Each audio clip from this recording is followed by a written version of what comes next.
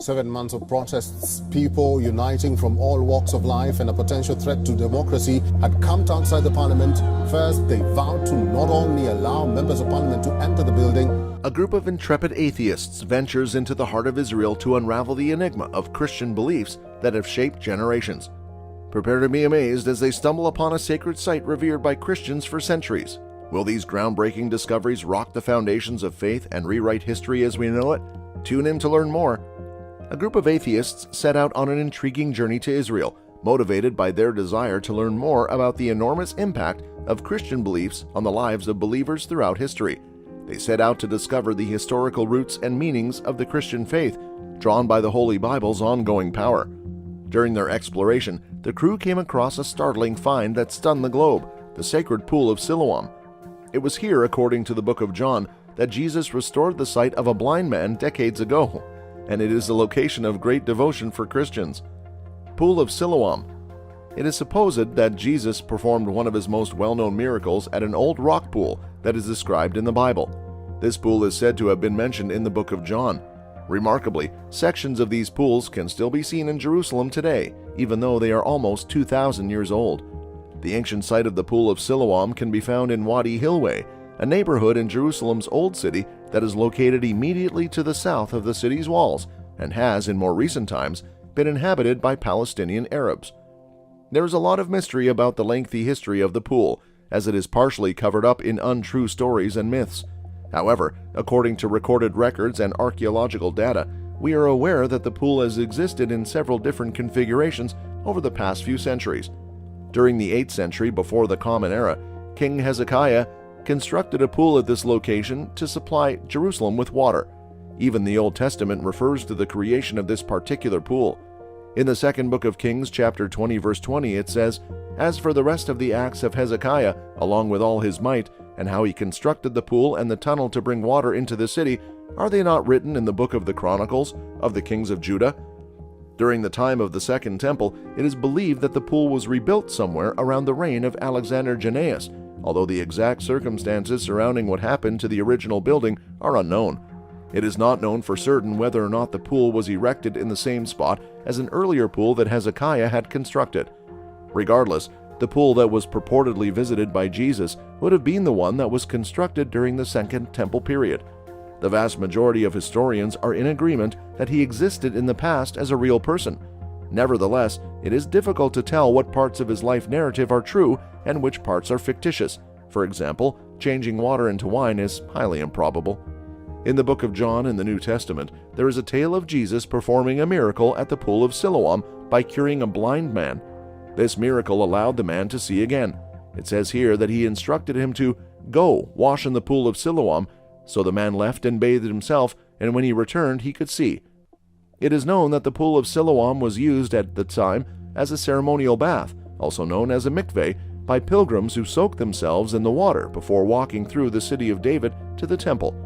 Of course, we wouldn't bet on the claimed healing abilities of the Pool of Siloam, but it is known that the pool was utilized during this time. Considering that the rock pool may have been larger than 0.4 hectares in size when it was at its peak, this location may have been frequented by hundreds of people at any given time. Others have hypothesized that in addition to its other uses, it was most likely a swimming pool. When Jerusalem was razed to the ground by the Romans in 70 CE, the pool was left in a state of ruin. Despite this, people continued to visit the Byzantine pool, which is a pool located beside Hezekiah's tunnel and dates back to the Byzantine era, some 300 years after the time of Christ.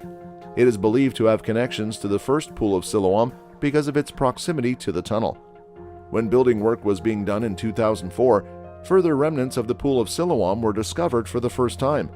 In the months that followed, additional archaeological investigations uncovered a pool that was 50 meters long, a conduit that delivered water from the Siloam spring, and several ancient stone stairs. More recently, the Israeli state has made fresh attempts to highlight the Pool of Siloam as a site of enormous cultural and historical relevance to Judaism. These efforts have been made in light of recent developments. The Israel Antiquities Authority, the Israel National Parks Authority, and the City of David Foundation have all stated that they are now planning to look into fully excavating the site by the end of 2022 to make it available to tourists by 2023. However, archaeology has the potential to unearth long-buried grudges and resentments. Many of the archaeological digs that have been carried out in the area around the city of David have been accused of being exploited as a political instrument to legitimize the existence of Jews in the city while minimizing the significance of the history of the Palestinians who currently reside here. It is not any different with the most recent restoration effort of the Pool of Siloam. When you can manage the past, you also control the present and the future. Scholars have pondered how millions of Jewish worshippers climbed the Temple Mount. After 2,000 years, they finally found the answer when they unearthed a gigantic stairway. The dig is one of the most unusual in archaeology, and it yielded some truly spectacular artifacts. The Pilgrim's Way will be the subject of 2 subsequent articles. A boardwalk led from the Pool of Siloam to the Temple Mount in Jerusalem in 2000 BCE. At the end of June, in the city of David, came one of the most stunning statements to come out of the Holy Land all summer. This may be the most important find in Jerusalem in recent memory or the last century. It is believed by archaeologists that a section of the ancient walkway that millions of Jews and other visitors walked on their way up to the temple in the 1st century AD has been found after being buried under the earth and rubble of Jerusalem for nearly 2,000 years. During the 3 most important Jewish holidays of the year, Passover in the spring, Shavuot, the Feast of Weeks or First Fruits or Pentecost 50 days later, and Sukkot, the Festival of Booths or Feast of Tabernacles in the fall, most of these pilgrims came in obedience to the command to gather for the worship of Israel's God at this central religious center. Every able-bodied Jewish male was obligated to make the journey to the temple during the 3 pilgrimage festivals.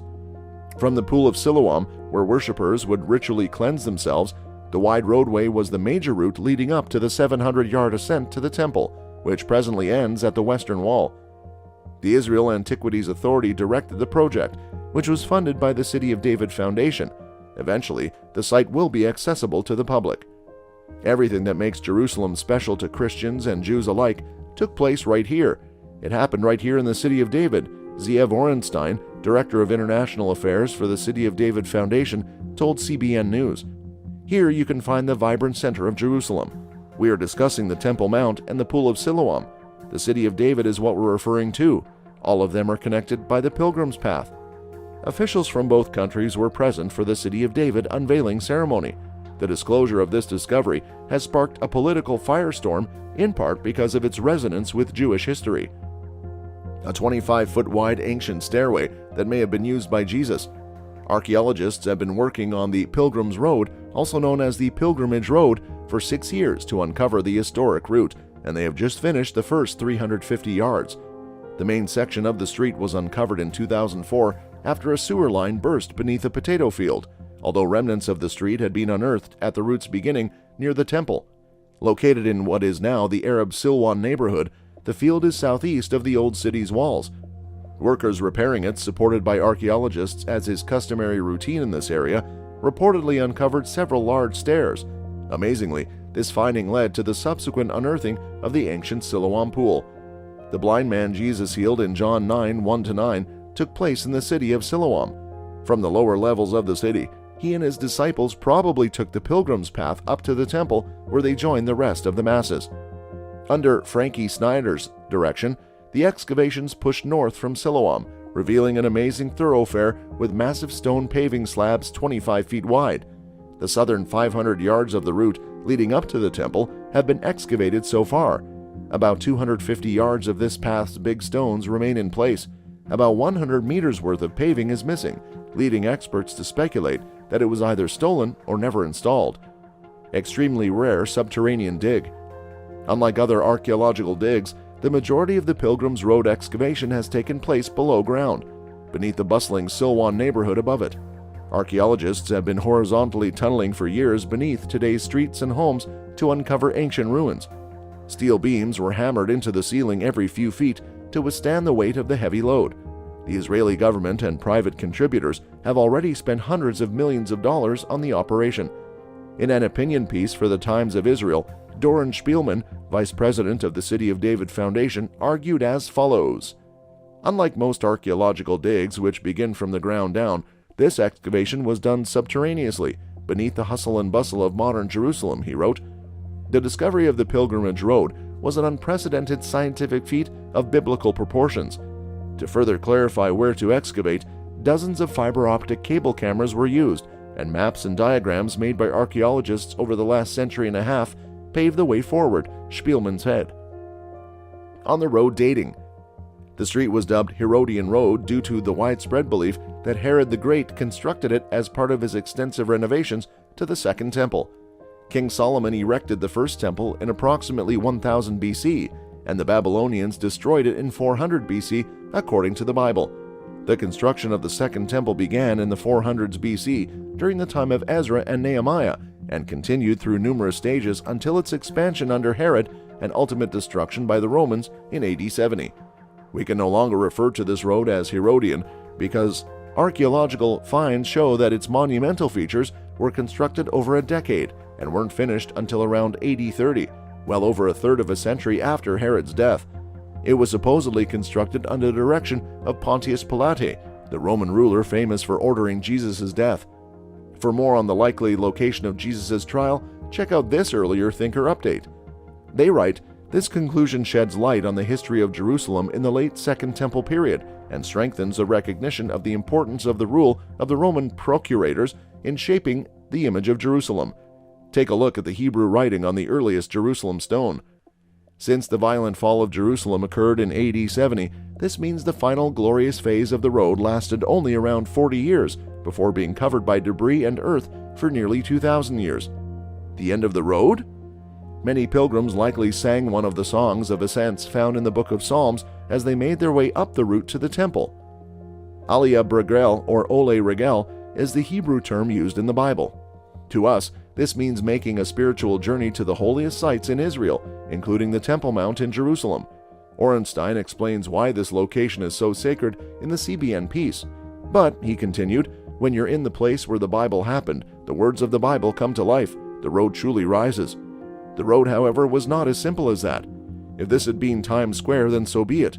Keep in mind the road is probably 3, 4, or 5 times wider than what we see, so we would have had space on both sides of the road.